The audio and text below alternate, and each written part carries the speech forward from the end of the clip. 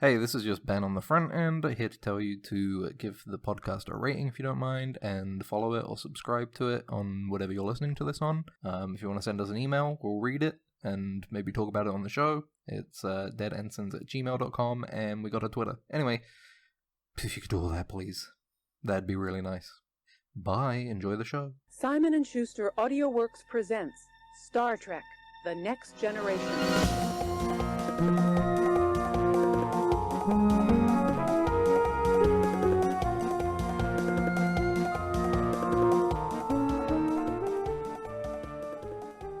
What kind of sounds did you get? I can tell you, to people that aren't in the know, which is 5 seconds ago, basically, before we click Breaking record. news. I bought some stock sounds. Why not?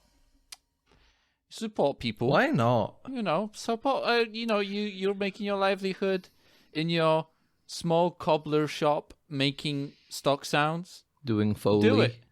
Yeah, exactly. You know, An old man with a big tin sheet, yeah. wobbling it, going, I sure hope the people online enjoy my old-fashioned lightning noises. I sure hope the people online enjoy my thunder and lightning sounds on soundeffectpacks.com. Yeah. You know, he's got an apprentice, a young boy that's learning how to make sounds. Yeah. You know, and he's he does he only use objects, or does he use his mouth to make those sounds, or does he not? Well, that's how Foley works, is you make sounds using other things. Okay. You know. I didn't know that. It's Foley. But yeah, I got a classical music pack, volume 1. Let's hear a bit of that now.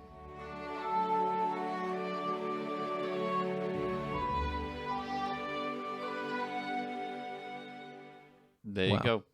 Great stuff. Yep, I know what it sounds like, because I same. totally downloaded them as soon as we did it. But You know what? yeah. Hit me with a bit more. Hit me with a different one, another one. Okay, Right I'll put horror music pack.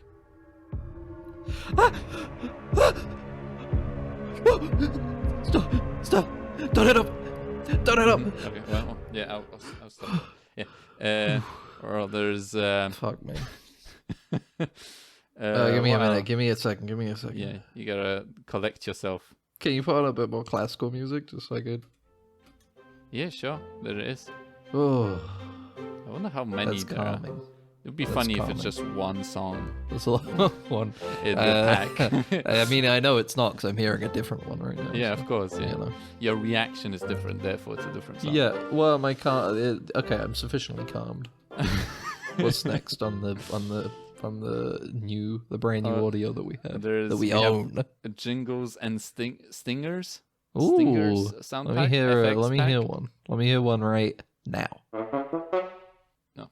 Cool. That's pretty Alright. catchy, to be honest. It's pretty It's good. a good little jingle, you know. I'm not a big jingle head, but you know that's fine. Jingle head. Jingle head sounds like it could be a slur if I'm not careful. You know. It's what musicians call people that only make up bits, like for the songs. They can't make a song. They Yeah. can only do one like 2-second bit of a song that sounds really good, but they can't They call actually him a write an entire jingle song. head. A bit of a jingle They're head. called a jingle head. Yeah, they call him jingle I head. really feel it's one of those words that you make up, you know you've made up, but you say it out loud and you're like, I feel like I should stop saying it. I feel like somebody's gonna come Yeah. after me for saying jingle Yeah. head. Yeah. Yeah. What about there is can you say something that there is can you say something, can you act? I'm asking you to act here as the producer of the show now. I want something horror and suspense sounds. I want something that say something and I'll put a horror and suspense sound under it. Maybe. What do you mean by a horror? And you mean like a That's sting? the pack. Then the FX pack. It's an FX pack. So Is I guess it like a sting, or is it like a creaky door old house? Sort I of? can to read you the description of this. Okay, give me a quick, because I need 50 some direction here. 57. Jesus Christ, that's a lot of things, I guess. Introducing the horror and suspense sound FX pack by Ovani Sound. Okay, Thank you, Ovani Sound. Thank you, Ovani Sound. A chilling symphony to haunt your projects and send shivers down your audience spine. 57 voice sounds evoke fear with a spectral chorus of eerie voices, adding on the way. So these are just like, that's scary. All right, okay. Well, how about all right? Okay, let me try this. You got 26 tension sounds, and there's 43 atmospheric sounds. Okay, so I don't know which one do you want to do? Do you want to do tension? Well, sounds? You know what? I'll do a scene and then I'll leave it up to you to score. Okay. Okay. Well, okay. Yeah, you ready? Mm-hmm. You ready? This is gonna be like your project. Yeah. This is gonna be like your. This is gonna be your like. This is your. I don't know if they do art tests for like audio engineering, but this is like your art test to get the job. They're like, we're gonna send you some dialogue. You gotta like add some sound effects, and make it feel real. You know. Okay. Yeah. Yeah. Sure. No problem. We'll do. All right. Okay. And you ready? Action. Oh man, sure is creepy out here in the woods. I sure hope there's nothing that terrifying out here. Don't you agree, Max? But Max, where'd he go? Oh, is that some kind of laughing, ominous sound I hear? Is that eerie voices? Oh, he's coming to get me. There's a clown behind me. It's stomping with squeaky shoes. Fuck. I gotta... I'm running now in the woods. I'm running and you can hear the sound of it. And it's scary. So I'm being chased by something that's laughing. Oh, I tripped. Ah! Oh. Where'd the clown go? Am I alone? Did it run? No!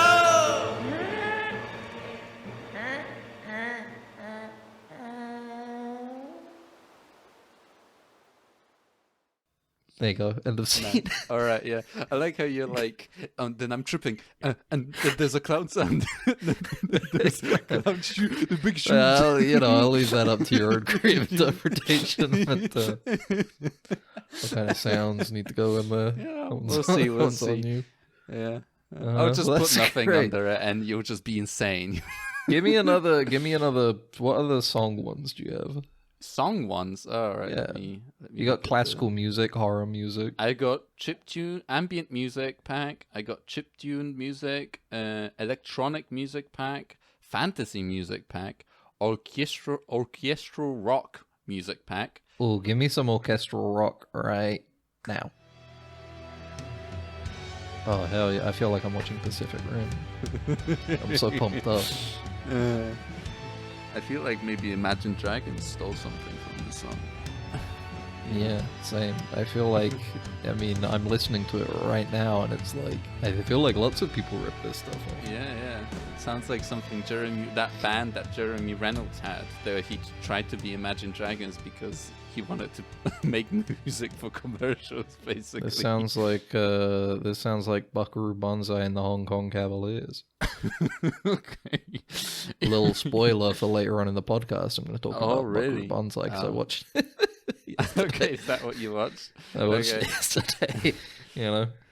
All right, so we have unplugged music pack. We have horror music pack, Japanese music pack. There's a lot of packs in here. Metal music pack. Well, that's cool. Wow. Unity audio plugin, which is... All right, give me a Unity audio plugin sound right now. That's what it...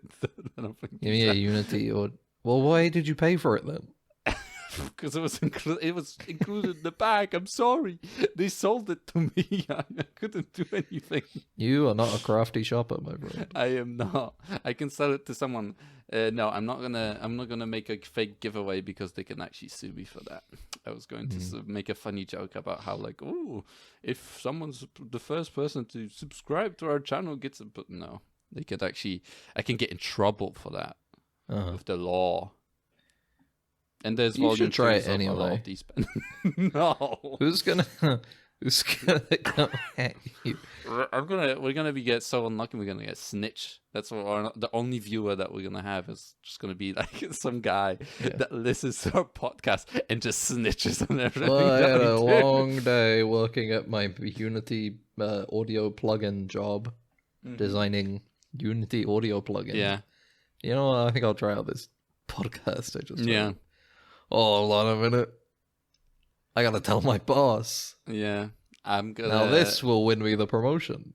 And now they're also making fun of Sir Patrick Stewart, which God is damn my it. friend. I'm gonna get He's him on the my phone. friend. I met him at an ice cream shop, and we really hit it off. Yeah. They keep saying Picard season 3 is bad, and I personally enjoyed it. I thought it saved the franchise. I'm the guy that recorded him eating that ice cream that pops up on Reddit every once in a while. For some I see reason. that on Tumblr. Old man eats ice cream. The one where he like bites off the bottom of the ice cream and then sucks it up. And it's the thing is, I like seeing on Tumblr though because it's captioned with Picard behaving badly on Earth. I like that as a caption. It's funny. Yeah, it's funny. Oh, hip hop music back. All right, play me some hip. The last one now. Okay, play me some hip hop music. Okay, I'm gonna try and do like a cipher, like a freestyle over. Okay. Mm-hmm. All right. All right, ready, and play. Mm-hmm. All right. This is my friend Max. My friend Yo. Max is whack. He's putting on some wax. Yeah. On his bald ass head. Yeah. Wish he were dead. Looking like Fred from Scooby-Doo. Smells like a shoe. Getting worn by a... Alright, there you go. Alright, so hopefully that fit over whatever is there. Whatever, yeah. Which I know it did, because I was listening to it while I was going. Anyway. So there's going to be a lot of Excuse work. me. Yeah, you're going to have a lot of work in the first 11 minutes of... Yeah. This is used to 11 minutes ago turned to like 20 minutes because we're going to put so much stock sounds over it. No, you shouldn't be cutting anything from our audio. You should just be dropping and layering stuff on. Okay, yeah. I don't know why you would... Because the thing is, it's not like you need to like stop us and then have a bit of music play and then we come back. We should just be talking over it, you know? Fade in, hear some of it while because we already put in pauses ourselves, you know? Yeah. Hollywood action sounds, Ben. All right, let's hear a punch. Ow! Now let's hear a kick. Oh, my balls. Mm-hmm. Is that funny? Is that a good joke? Yeah, I think so. I'm not sure. There's like a lot of apparently 97 weapon sounds and 21 explosion sounds and 42 environmental sounds and 10 ambient tracks. So I'm not really sure I'll be able to find a punch. Or I could. I'm gonna shoot Ben now. There you go. Yeah, there you go. That's what you get for making me do all this extra work on this episode. My blood. My blood.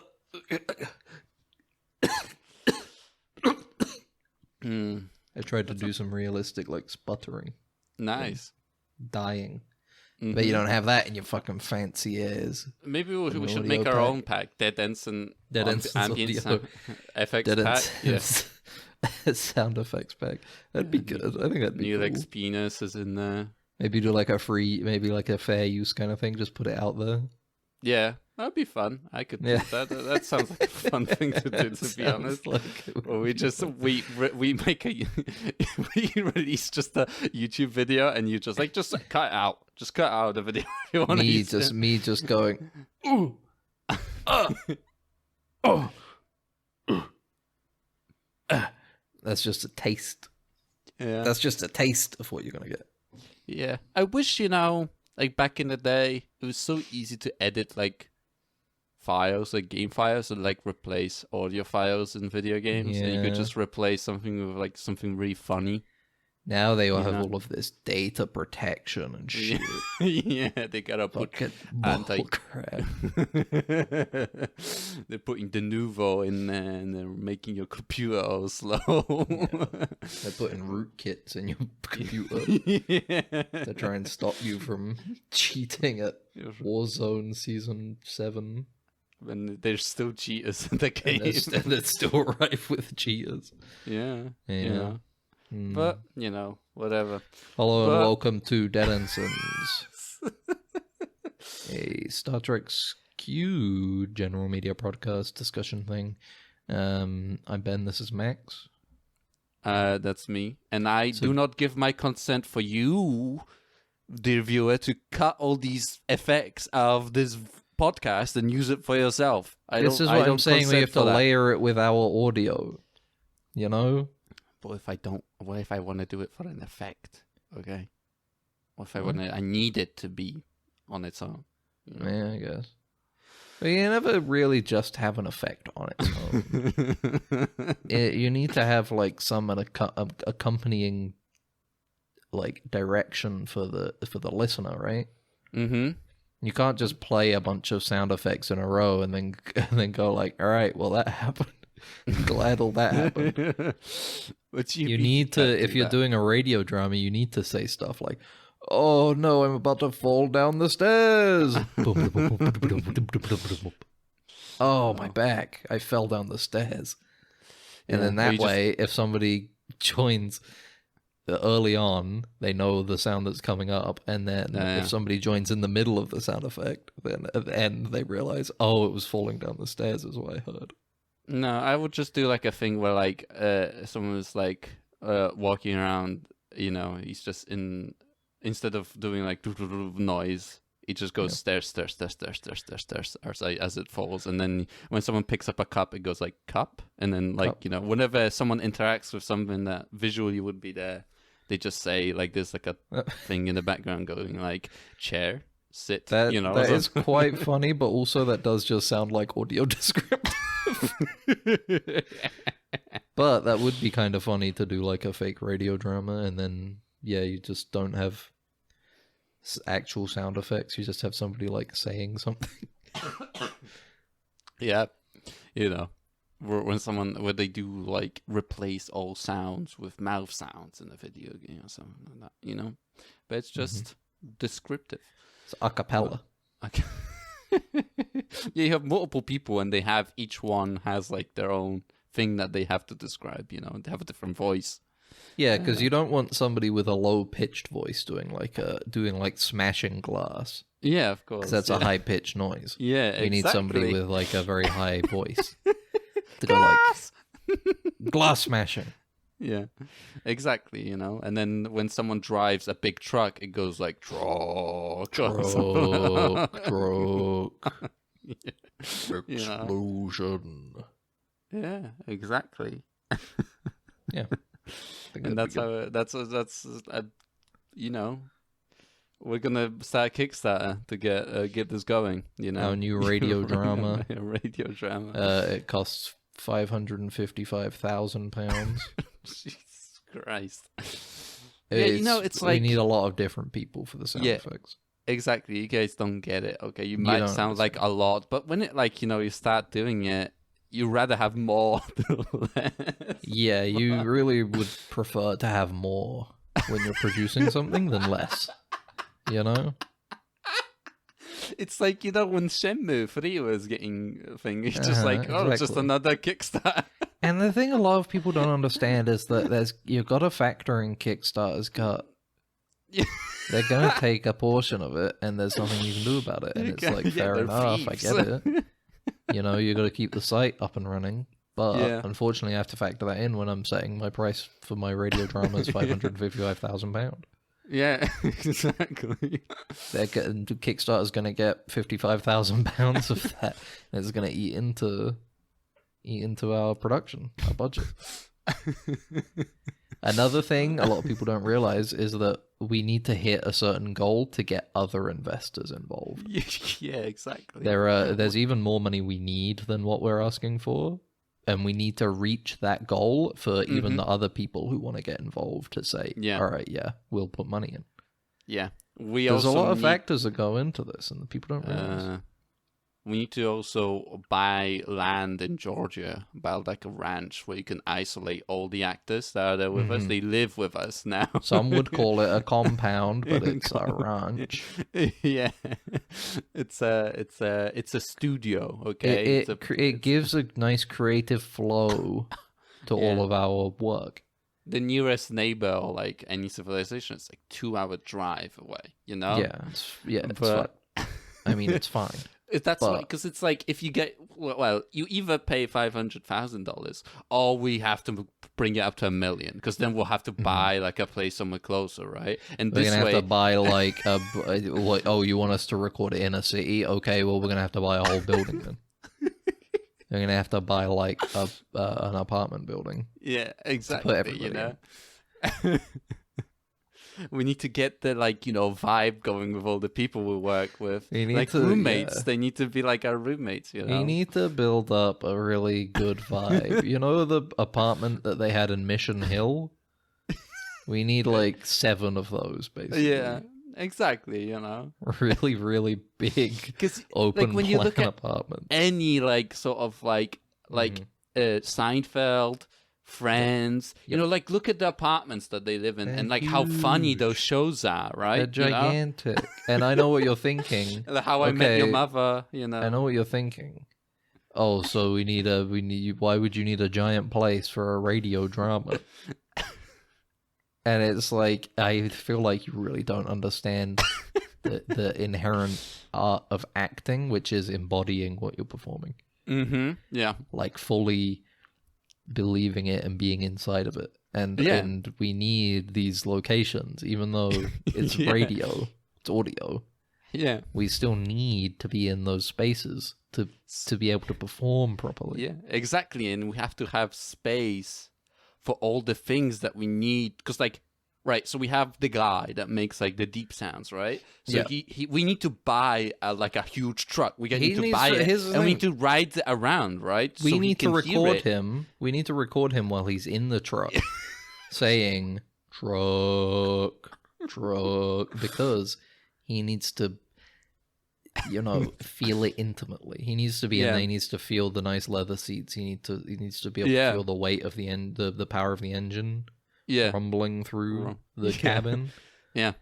He needs to sleep in the cabin for like a week and a half at least before we can even start recording him saying truck.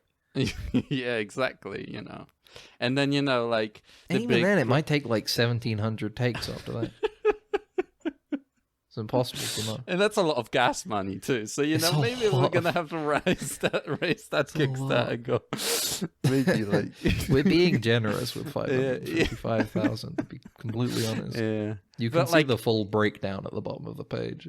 Yeah. And then you scroll down, and it's a pie chart that just is like one blue circle that says "money we need." And that's the thing, you guys are gonna be so glad you spent all that money. You gave that money to us because that crescendo of the show, of the audio drama, of that plane crash where we all have to sit in a plane and crash a plane into the ground so everyone can do the sounds of the crashing plane. It's gonna be amazing. It's gonna be fantastic. And the best part is, we'll die doing it. So it's like, if you're giving money, then it's going to be well spent, because it's like, well, they're going to die at the end. It's not like they can run off with a bunch of excess money and exactly and live on an island somewhere. No, I can't, because I know that at the end of this production I will be dead from the plane crash we have to record. Yeah, exactly. And we'll add a bunch of stretch goals. We'll put a stretch goal at $1 million, where we will release a free audio pack for all the sounds that we used. Also some high donation tiers of pay £50,000, you get to be in the plane crash scene with us. You could pay like 100,000. You can live in the compound with You us. can live in the compound with everyone. I mean, the apartment building or the ranch or whichever, how no, much we depend. 125,000 is a nice one because you get to be in the trailer of the guy of the truck when it's being driven by the guy who says truck. Yeah, exactly. And that's going to be a great experience because you're going to do that, and then you're going to get to have dinner with the crew. Yeah. You can have a Q&A, ask anything you want, just hang out. Yeah. Now, at 555,000 here, you get to do a sound. Yeah. Oh, fuck. That only has a 15% chance of being cut in the final product. Which is great odds, I think. Yeah, exactly. So please donate to Ben and Max Dead Ensigns untitled radio drama. Mm-hmm. It's gonna be great. You're gonna love it. We need that cash. We really need that money to get started. We need to start even thinking about I've just came up with the ending, but I'm not really sure what else is like. Yeah, what's we gonna still be need to come up with how we're gonna get there. gonna get there. The real meat and potatoes of the drama, I just I have that thought, that haunting me of like I need to die in a plane crash, And then it comes out and people listen to it, and it's literally like 5 hours of a guy being like, I have to go and drive my truck to the plane now. Truck. Alright, 5 hours later, alright, I'm getting on the plane and oh no, it's crashing. Plane. It's like a chorus of 500 people saying plane. And then one guy going crash. Yeah, exactly. Yeah. Fuck, That's gonna be great. Max, how was your week? It's been fine. Yeah? I was I played Cyberpunk Phantom Liberty. Finally started it. Yeah, it's fun. It's the most realistic the DLC stuff. Yeah. Elba is pretty good, isn't it? I call him Elba. Idris. I know him. Yeah. Well, if you knew him, you'd call him Idris, right? No, he asked me to call him that. Yeah, because that's what his friends call him. Idris. I prefer Elba. I go by Elba. That's nice. You're on that kind of relationship with him. It's cool. Yeah, it's pretty good. I like it. I like it's a lot more cinematic, because it's more of a experience that you go like the story is you tend to play it like like when you played some Cyberpunk, you do missions, then you do side missions, then it's like 2 hours later, 3 hours later, you start doing the next part of the main mission. Mm-hmm. So it kills the momentum of that main campaign, because you've been doing all this stuff while Takamura is like, please meet me at this bridge, and he's been standing there for like days. Yeah, but I like that personally. I enjoy the idea of him turning up at that bridge like every day for like 2 weeks straight, just being like, well, he didn't turn up again. He didn't turn up. Guess I'll go home. I'm sorry, Takamura. I've been doing a mission where a guy gets crucified, and I get to do it. Sorry, I went to this mission where I had to get a car, and it was a cool car, and then I drove it around a lot. Yeah, exactly. And I just kind of spent 2 straight weeks driving it around because it was cool. Anyway. And there's a thing in my head that's going to kill me in 2 hours, but those 2 hours have been lasting me a really long time. That's the thing. The more fun side things you do, the more distracted Johnny Silverhand is. Yeah, that's why the game. That's why you last a lot longer than you think. Yeah, because he's like, I just want to see what happens, what this fucking idiot will do next. Yeah. But yeah, so because there are still side things to do. The thing is that, like, because it's called Dogtown, the part of the city, it's a pretty cool idea. It's like the Dogtown comes from the fact that, like, during the corporate wars, like, the guy, I don't remember, was the, like, general guy or whatever, colonel that was there, is called Hort or whatever. He was like, they were like, all right, ceasefire, peace talks, fuck, and he was like, nah, I'm just gonna become a warlord. So he makes this like Dogtown bit area of Night City, which people just kind of ignore. Like people just go like, yeah, we don't talk about Dogtown, and it's like complete ice. It's like basically libertarian like paradise, where it has like no laws except for his law, which like no taxes or anything like that, you know, stuff like that. Yeah. But like, yeah, so it's like it's a pretty interesting concept for a place, and because you get to do the main quest kind of like one after the other, it flows a bit better. I like the story up to this point. It's pretty cinematic, to be honest. Like, it's like, it feels like, I don't know if it's a bad thing or a good thing, or like it feels like Call of Duty a little bit, you know? Okay. Where you play like this very highly cinematic kind of, you know, game, you know? It's a single player shooter sort of thing, you know? And I've been enjoying it up to this point, you know, and yeah, it's nice, you know. I haven't apparently there's a new ending with it, so I'm kind of curious about seeing that. You know, get to hang out with Elba at the end. Yeah, I get to see my real life friend Idris Elba in video game, and I'm like, yeah, it's pretty. You're cool. gonna invite him over when you do the ending. Like, I want to see. He's like, I want to see you experience it for the first time. Yeah, because I've already seen it inside out. Yeah, I want to see you. Yeah, see it fresh through. No. He actually told me that he blacks out whenever he recorded it, so now he gets to see it like what he made for the game. You know, okay. He watches me. He sits behind me and watches me, and like gets to see his like he just got his hand like he's got his face in his hands, and he's like, oh, I can't believe this, you know. But you know, he gets to experience his performance for the first time too, you know. Yeah. Which is really interesting. That's cool. Nice.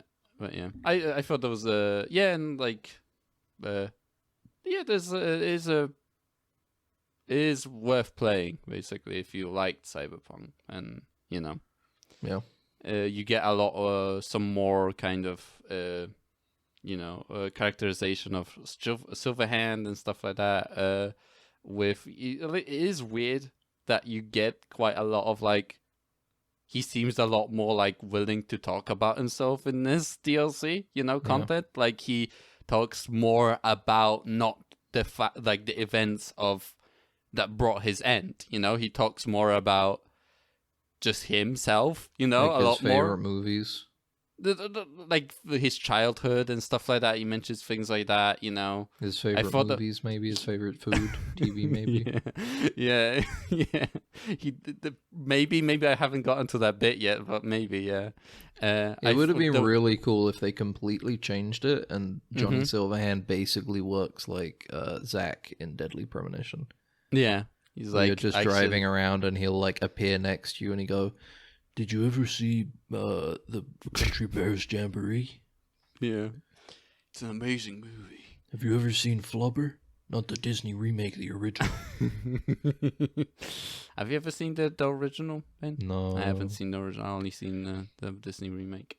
But there's a cute moment where you pick up like a payphone. You use a payphone, and V just kind of looks at the receiver, and Silverhand just goes like, you know, he does the phone like the shape with his hand and like puts it up to his ear to like show you that you need to put your phone up to your face, you know, and hold it, because they don't use, you know, normal phones like receivers in the cyberpunk future, basically. Yeah, you know, dude, I saw a kid the other day, picked up the book. He said, "How do I open the app?"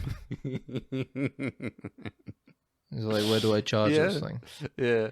And I'm like, sitting here, I'm looking at the camera, pointing a thumb at the kid like, this generation. Yeah, it's like, Silverhand goes like, kids these days, that's what he said, kids these days. And I can't do Keanu Reeves, but yeah, that's what he says, yeah.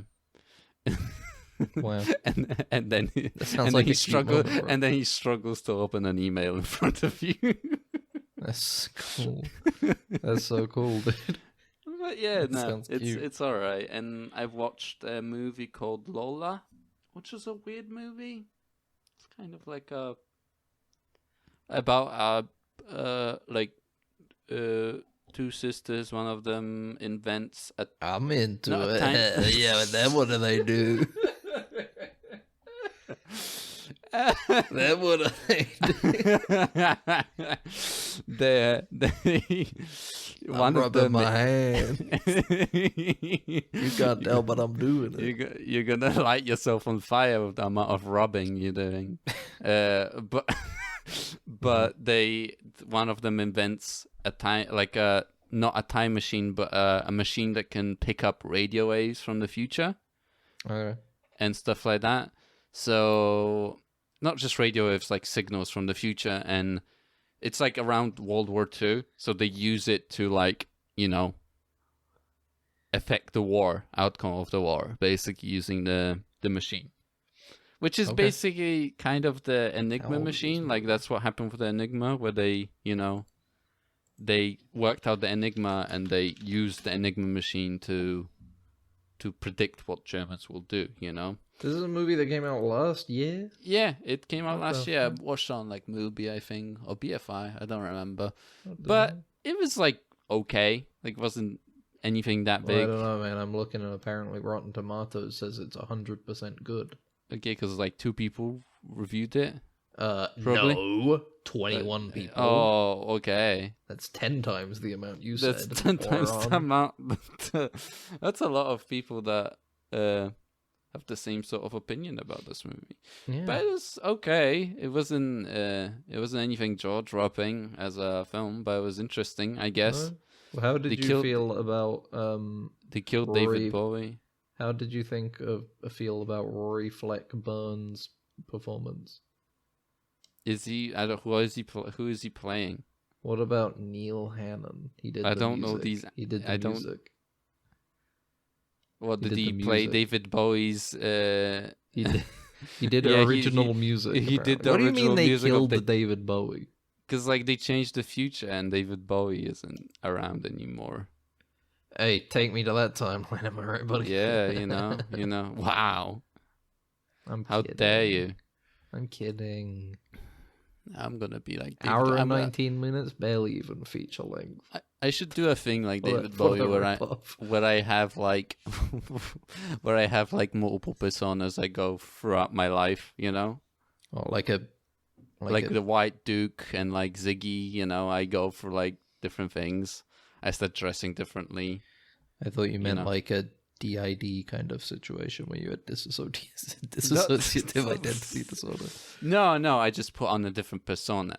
Yeah, you have your like Ziggy Stardust, you have your Nazi White Duke, yeah. The thin White Duke. Yeah, exactly, you know. Mm-hmm. And then I can just go like, that was a episode. I was just doing a lot of cocaine when I was the big thin white duck, and I just had some opinions, okay? But, you know, now I'm not that one anymore. I'm Ziggy. So, I'm Ziggy now. Ziggy was before that. I spent like a week thinking that fascism was kind of cool, and then I kind of read about what it was and what happened, and I was like, oh, you know what? Oh, no. You know, maybe I misread the room. Yeah.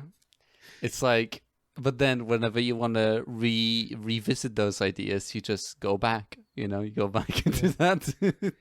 You just do more cocaine and then you're like, actually, maybe it's good. I'm coming around again. Hold on a minute. Maybe the Nazis really liked fascism because they were all on meth. Maybe that's what it was. I mean, there was a lot of them doing it on the front lines, possibly. Yeah, they say meth, like, you think that, like, you know, America's on the spiral towards fascism. Maybe the meth epidemic has something to do with it. Maybe. Jesus. Maybe if we get rid of it all, everybody will chill out. Everybody will chill out. Yeah. Hard to say. Yeah, exactly. You know, mainly because it's like an unattainable goal, but it could happen. Might happen. Yeah. The big white thin Max. The thick white Max. The thick white racist. Yeah, it's a Max spelled with an X. That's right. That's one of my personas. Yeah. That's cool. And I listen to new metal all the time. Limp Bizkit just all the fucking time. Who's your Ziggy Stardust alien on Earth persona? Well, Was Ziggy Stardust an alien? He was supposed to be an alien, wasn't he? I'm not sure. I thought you were the fucking David Bowie head. I love David Bowie. He might have, like, allegedly have sex with young boys, but, like, you know. I wasn't even talking about that. What are you fucking talking? I'm talking about this damn Ziggy No, Stardust. I'm protecting, because people might go, like, oh, you're Stardust supporting is a a David Bowie character. Oh yeah, so so that was behind it. It was Ziggy that had sex with those young boys. He's an androgynous alien rock star who came to Earth before an impending apocalyptic disaster to deliver a message of hope. Oh, okay. That's very Star Trek, to be honest. Ziggy Why haven't was they done my that? Martian messiah who twanged a guitar, according to Bowie on the character. That feels like such a thing that would happen in Star Trek. An alien like plays a rock opera or something. That doesn't sound like an episode of Star Trek at all. That's such a good way to do that musical episode that they did in what's it called?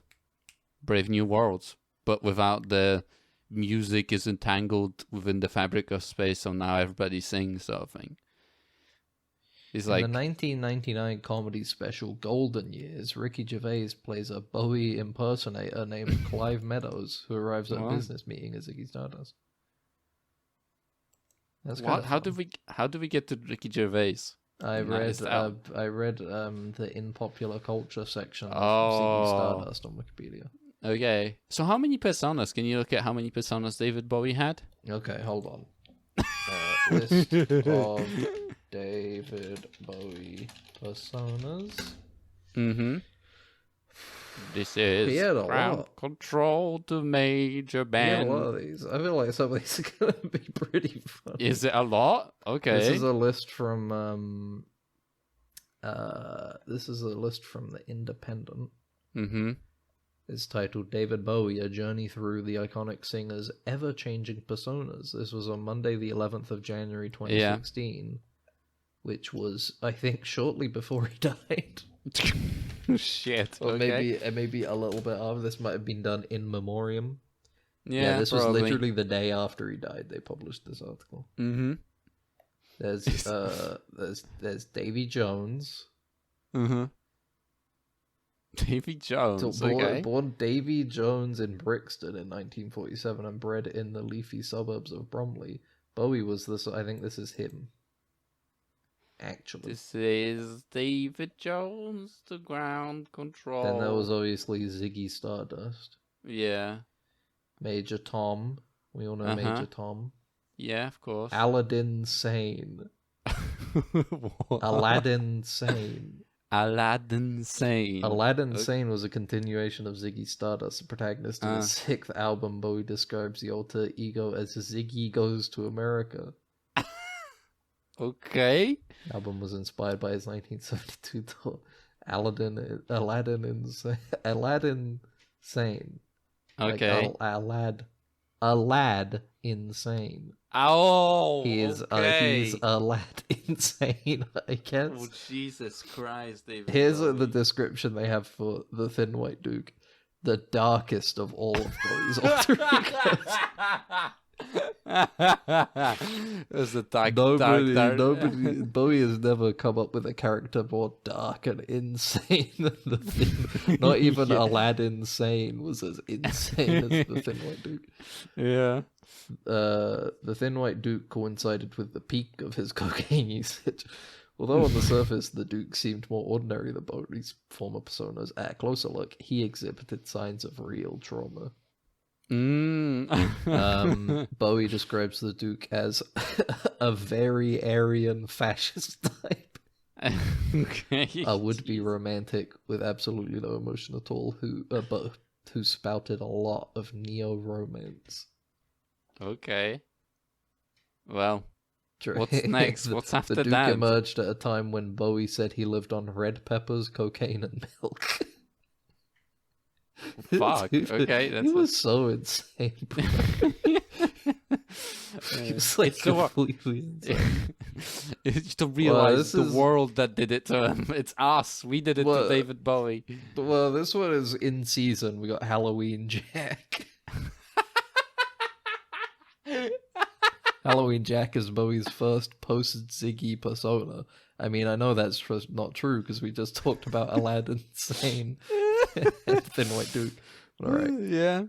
Lead character of Diamond Dogs, Halloween Jack is a real cool cat who lives in the declining Hunger City. And then they just mention that the album cover features Bowie as half man, half dog, but they don't really say that is Halloween Jack. Yeah. So who knows? Then there's the Elephant Man.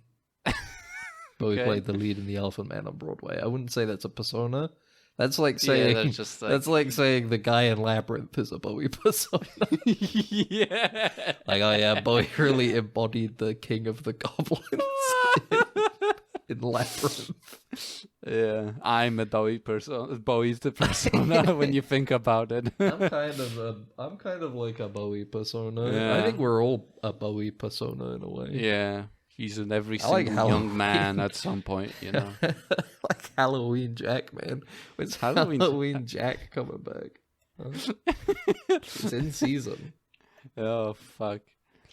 I'm fucked up about Aladdin Sane. I need to know more about Aladdin Sane. He starts, Halloween Jack starts singing like these like fucking Halloween songs. He's just like fucking pumpkins going round and round. Yeah. What's going on with Aladdin Insane? I think you're not a big Bowie fan. I think you're a liar. I don't know. I'm looking at the cover art of Aladdin Sane, and it's literally like the most iconic David Bowie cover art ever. Yeah, of course, but and yet you're like, I've never heard of. Bowie described the album's title character. I didn't know that it was his persona, to be honest. We got it. We figured it out. Bowie described the album's title character, a pun on a lad insane, as Ziggy Stardust goes to America. Mm-hmm.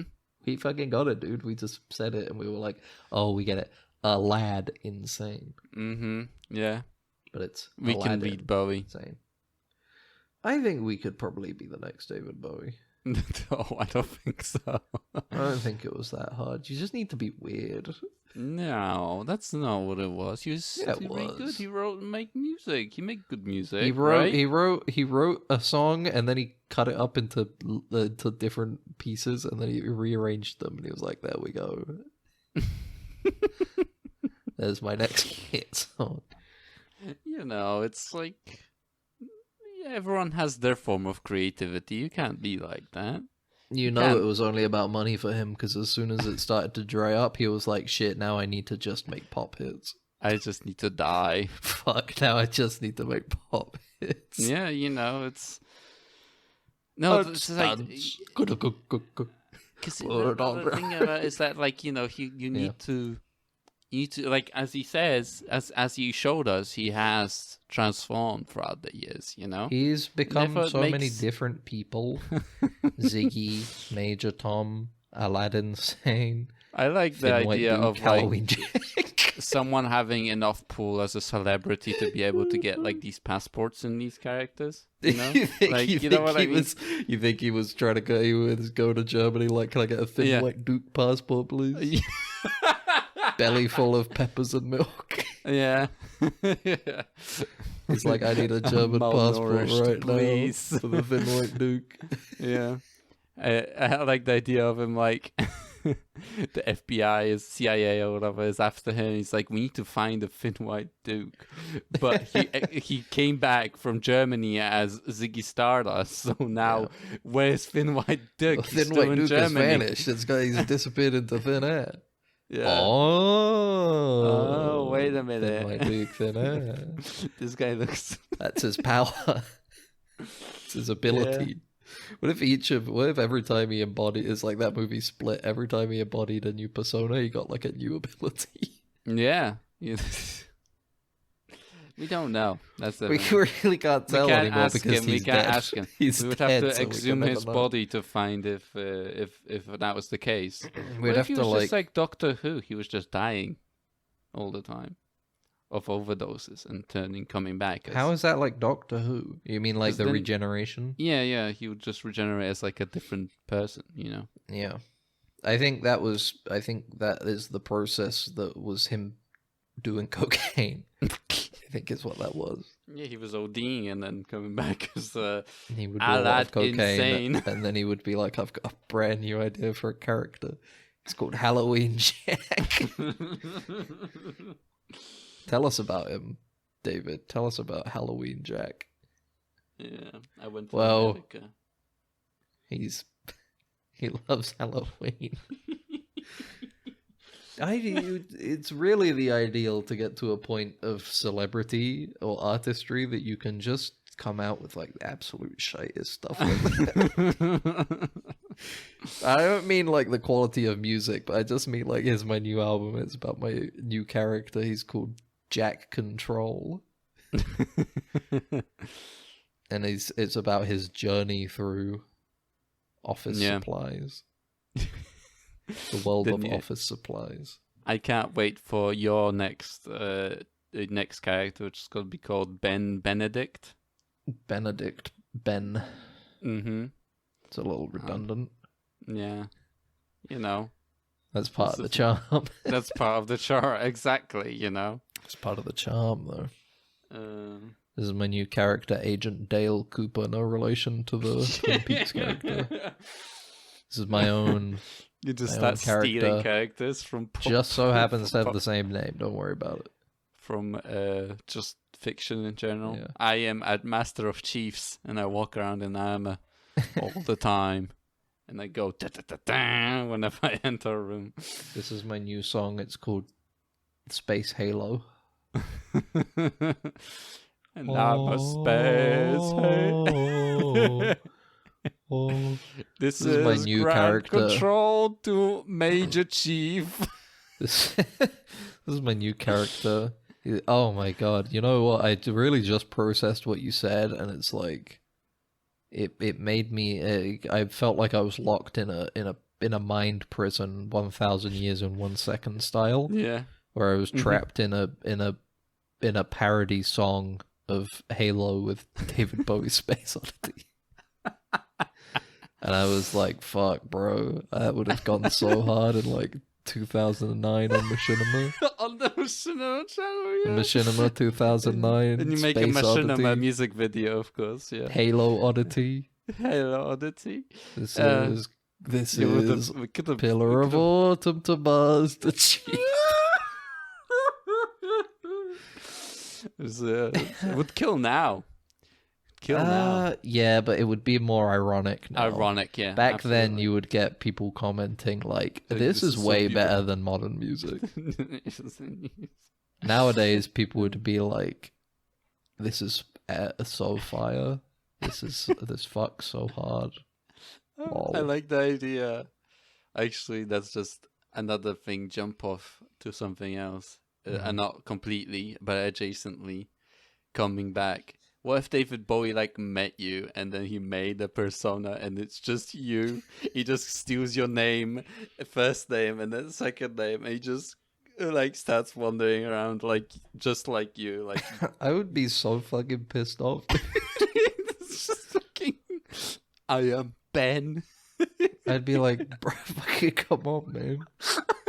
You can't do anything. Like I can't do anything about it. What am I gonna do? What am I gonna try? Am I gonna get out there in front of the world and say David Bowie's being too creative? People would crucify me. They would be like, "This man is the second coming of musical Christ." Yeah, and I'm sitting here like, he's going up on stage saying, "I'm Smelly Ben. I'm Smelly Ben. This is my new character. I'm Smelly Ben." And I I'm like, live fuck. at, and then he just. I live. He says my whole address. It's your address. The number one. If you want to Number call me here. 017. He's got like an album, which is the number one When I go to work, I go to this office. I turn up at this time. When I go for lunch, I usually go at this time, and I usually go to this cafe. He starts like making shit about you, like, and I have a really bad heroin problem. My breath always smells like onion and peppers. It's really off-putting to men and women. And then he just like, he just starts getting like really like weird about it. He starts being like, also, I am a proud chaser. He like, you end up, you can't take it anymore, you kill yourself, and then people say like condolences to him, like they're sending not even to your family. I like to fetishize people's race and gender. He's like doing interviews and like, I'm so affected by Ben Steph. I don't know what I'll do anymore. And they're like, of Ben, I will be retiring my character Ben. Smelly Ben. And he see like it's live audience, and he like points at the guy. He's like, "You're next."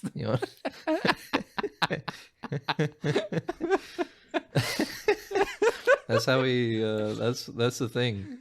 That's why we know David Bowie's a good person, because the devil definitely gave him that offer. If you turn somebody into an identity, you can steal their life force and continue living. And he probably was like, "No, I won't do it." Yeah, exactly. I won't do it. I won't do it to my fans. David Bowie-esque punishment of sorts. Tell you what, though, I bet if the devil went to visit David Bowie, they'd be having sex. You know it. What do I mean by that? I don't know. If David Bowie went to heaven, he would be having sex with everyone. He'd probably be at the pearly gates, like, "Hey, St. Peter, you look sexy tonight. You're looking good. Did you know I'm bisexual?" Well, come in, you know. It would be really funny if it came out that David Bowie, like, had in his entire life only ever had sex with like one guy once. Yeah, you know. That'd be kind of funny, right? That's not what it means, I guess. Being bisexual is an identity. I'm kidding. It's a joke. You don't have to start going like, we don't do that. Okay, I'm not gonna let you do that. I don't wanna. Kind of a strange thing to say. I don't wanna alienate our bisexual viewers. I'm just saying it would be funny. Fine, let's shift topic. Yeah, what did you see? Except I watched Buckaroo Banzai Across the 8th Dimension yesterday. I was thinking about watching that because I seen it. It was on like Mubi or something. I was like, I can't tell if that is the coolest lame movie I've ever seen, or the lamest cool movie I've ever seen. I'm stuck between the two. If you enjoyed yourself, then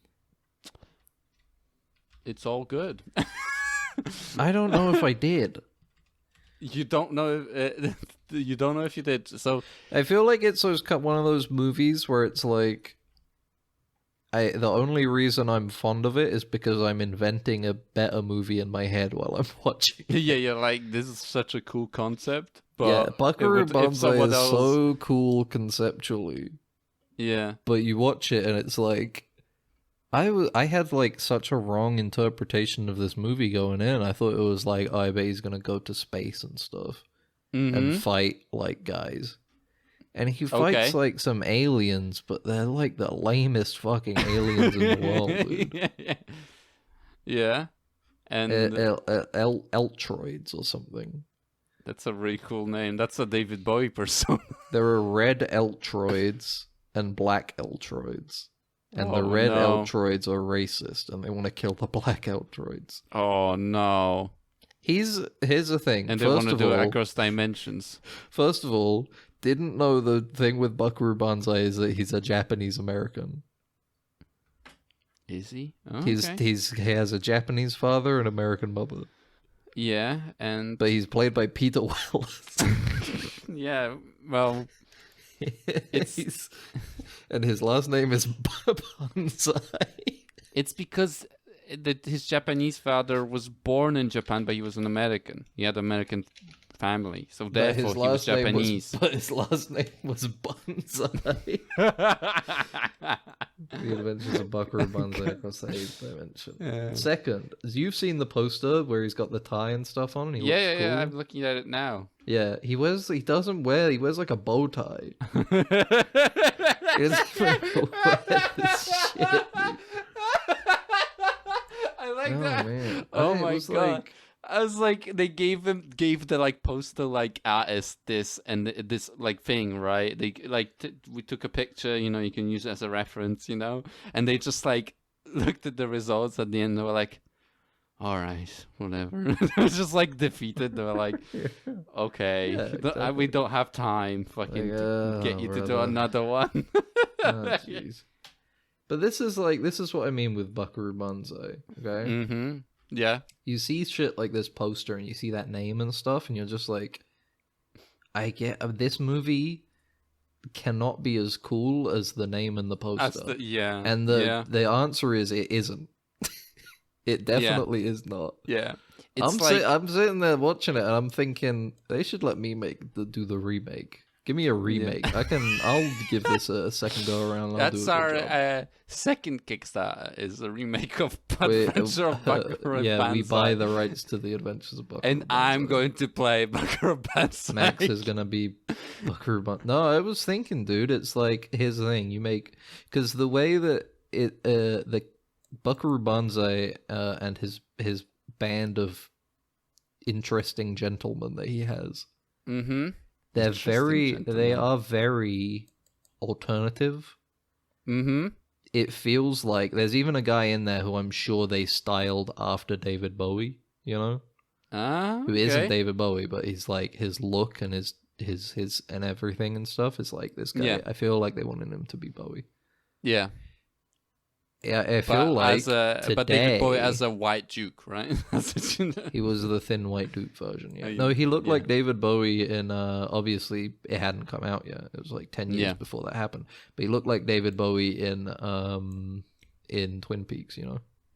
Philip Jeffries. Yeah. In the movie. Philip Jeffries. But yeah, where he's like got the suit and stuff and the blonde hair and everything. Either way, that's not even Buckaroo Banzai I'm talking about. I need to watch this. I was thinking about watching this, so I think I might give it a go. We can talk about Buckaroo Banzai more next time. Good. Look forward to Buckaroo Banzai. The Redux. Here's the thing: I don't dislike the movie. I think the movie's fun, but there's so much stuff in there where I'm just like, I don't know if it's a budget thing or they would just... It felt like they were trying to make it... I mean, the movie cost $17 million in 1984. Oh, fuck. Yeah, well, Which... I don't know if that's... Comparably, I don't know. I would have to look at comparably. Inflation count. Buckaroo Banzai is a really good name. Exactly. I remember I also had the... It kind of reminds me of High Plane Drifter, that movie with Clint Eastwood. The name is a lot cooler, like a lot cooler than the movie itself. It's kind of boring, the movie. It's like it's alright Western, but like the name is like High Plane Drifter, like hell yeah, That's what I am. I am a High Plane Drifter. Yeah. I am Adventures of Buckaroo Banzai across the 8 dimensions, So purchasing power of Okay, but look at $17 million in 1984. In September 2023 is the equivalent of $50 million. But look at equivalent movies. That's more like how much did they used to spend on I'll do that instead. You're right. Look at what the same year. Look at the same year. Well, they had Star Trek 3 that year. God damn it. Okay, I typed in 1984 film and it's giving me the movie 1984, which I should have anticipated. Release schedule maybe or something. A movie release schedule in 1984. Let's try that instead. Feature film released. Give me like a... There you go, 1984 in film. I mean, you had Mm-hmm. Ghostbusters, Beverly Hills Mm-hmm. Cop, Indiana Jones Mhm. and the Temple of Doom, Gremlins, and The Karate Kid, okay? Those are the top 5. Karate Kid. Okay, and look at the budgets. Ghostbusters, 25 to 30 million. Well, less. Beverly Hills Cop, 13 million. Well, okay, that's a bit. They Indiana Jones, 28.17. Yeah. Gremlins, 11. Okay. Karate Kid, 8 million. It's like mid-range. Mid-range. It's about I would say it's fair to say that 17 million is like the average. Mm-hmm. Did not Yeah. look like a $17 million movie at Yeah. that time period. Yeah. But to say the point that I was getting to a minute ago, it's like they're trying to hold him back. It's like What do you Buckaroo mean? it's like they're conscious of the fact that Buckaroo Banzai, the Adventures of Buckaroo Banzai across the 8th dimension, the Japanese American polymath, and his band of cool guys. Okay, is that what's written in the No, I'm just giving you like the main tenets of the movie. Yeah. And it's like they had all those concepts, and they were like, if we give this movie its full potential, It'll be the best movie it's ever. gonna be too good. It's gonna be so good that it's gonna be a problem. It's like they got a premonition. They were like, this is a movie that is too good for this time period. Yeah, a guy. It's gonna be unfair. If we sweating. make the good version of this movie, the next 30 years of films are gonna be Buckaroo Banzai pointless. Yeah, they were pointless. There would be no point of making any more. We would end cinema. We need to hold it back and make Buckaroo Banzai an incredibly mid movie instead. Yeah, exactly. It's It's like wearing a weighted jacket, you know. Yeah, exactly.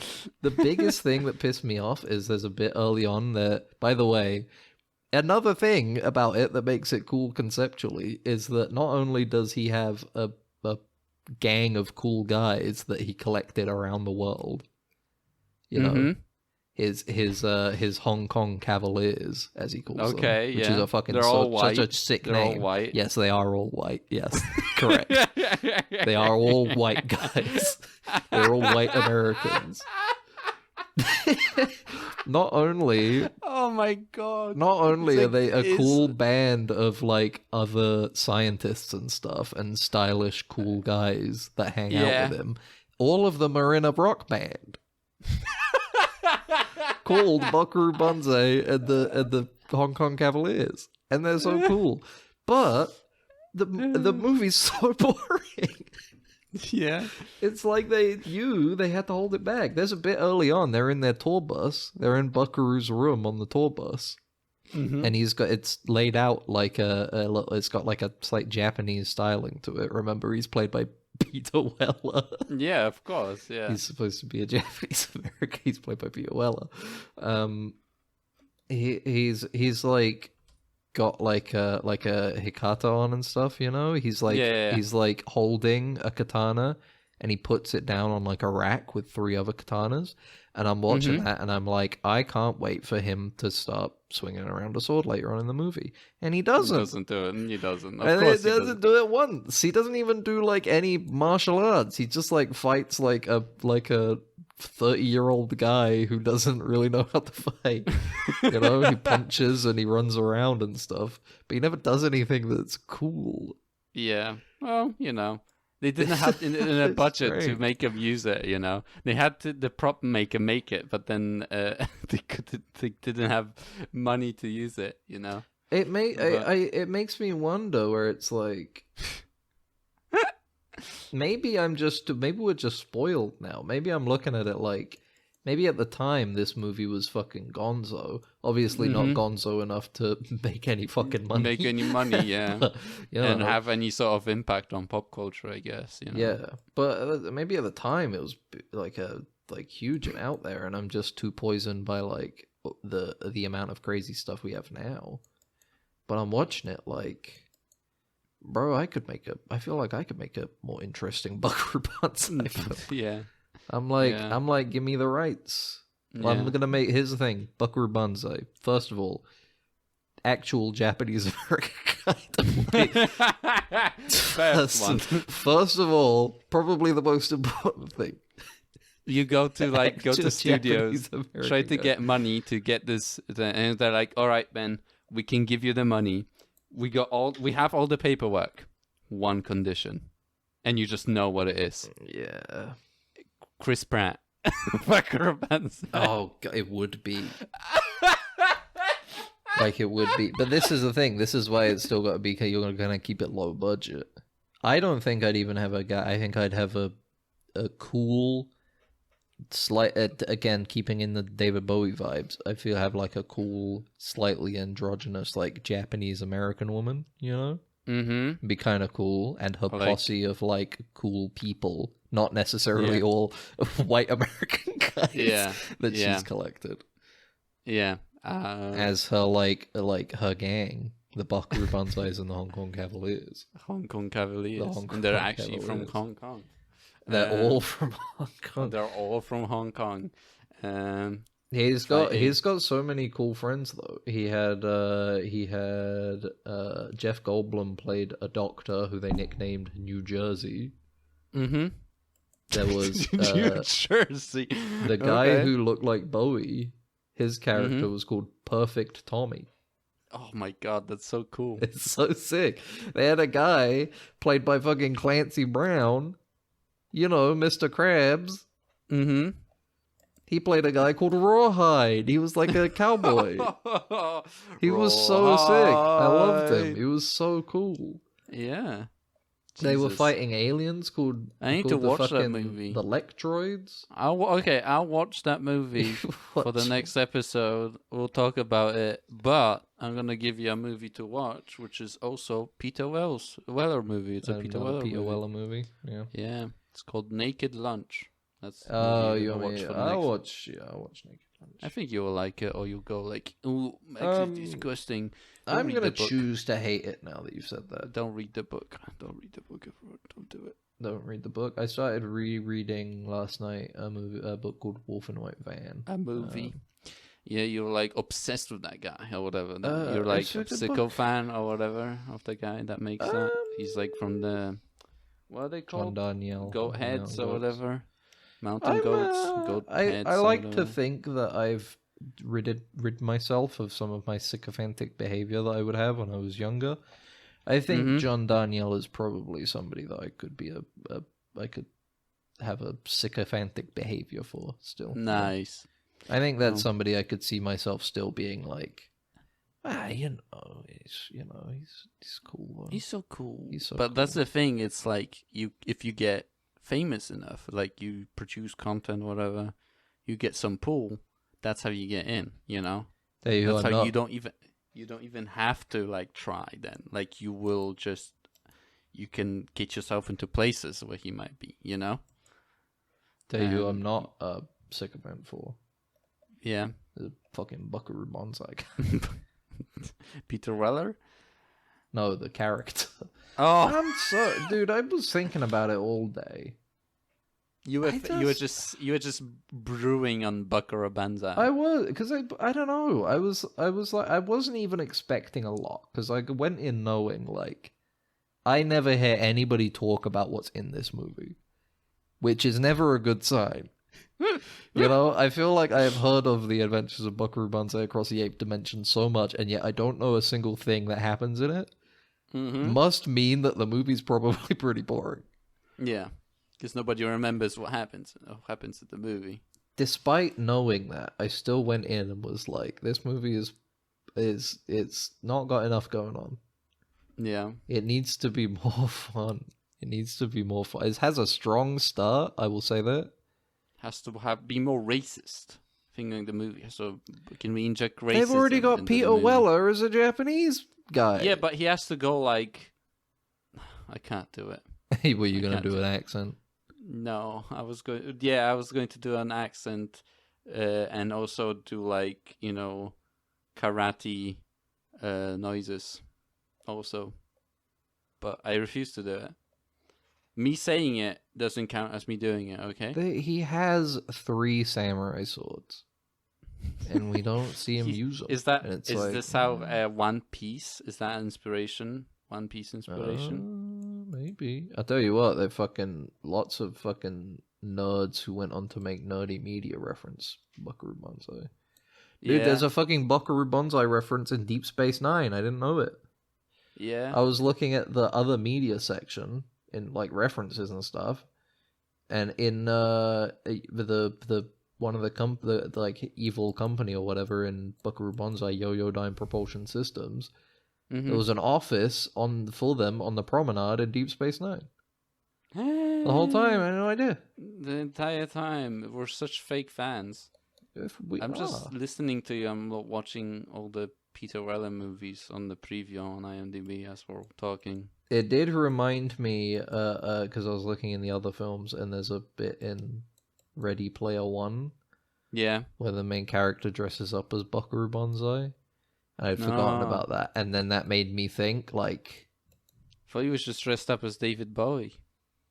It made me think, like, this is the legacy of Buckaroo Banzai. This is the most appropriate thing.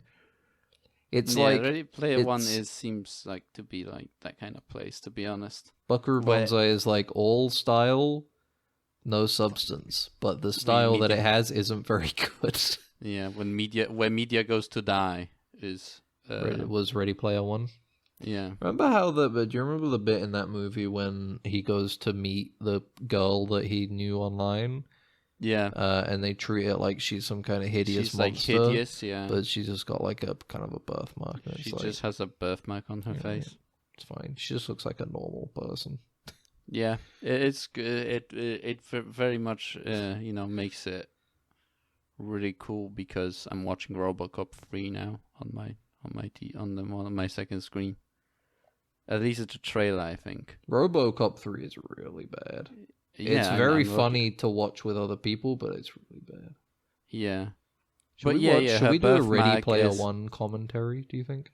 Just audio of us commenting over the movie. Would do release like audio commentary for Ready Player One? Sure, if you want. It's a new stretch goal for... Yeah, it's a stretch goal. That's 2 million. 2 million Ready Player One audio commentary. Audio commentary. And then... It's me I say the timestamp of the movie every 10 minutes. So you just in case, you can stay in sync with the movie. Mm-hmm. I'm watching RoboCop 2 trailer now. Because it's changing, because I'm not... You can't stop I just got to open. I have a Peter Weller IMDb open, and I'm just watching we need to save things. Max. Donate as much money as possible to our Kickstarter for our radio drama. Yeah, exactly. Go to Kickstarter.com/Ben and Max Dead Ensigns radio drama. Donate here, really good. Yeah, this is the scene where the guy, the evil guy from the second, he's in the hospital. Yeah, and you remember the bit when the robot the rips 3D its face off? That's cool. Yeah. I've been Ben. This has been Max. Yeah. Thanks for listening to Dead Ensigns. You can email us deadensigns@gmail.com. You can leave a comment on YouTube. If you think that we're morons, let us know, please. Mm-hmm.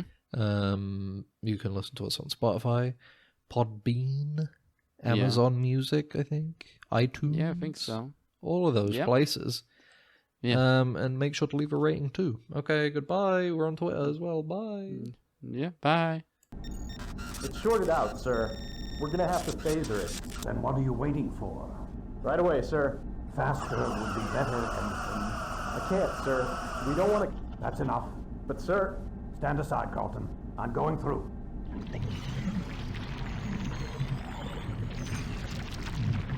You're alive. Good.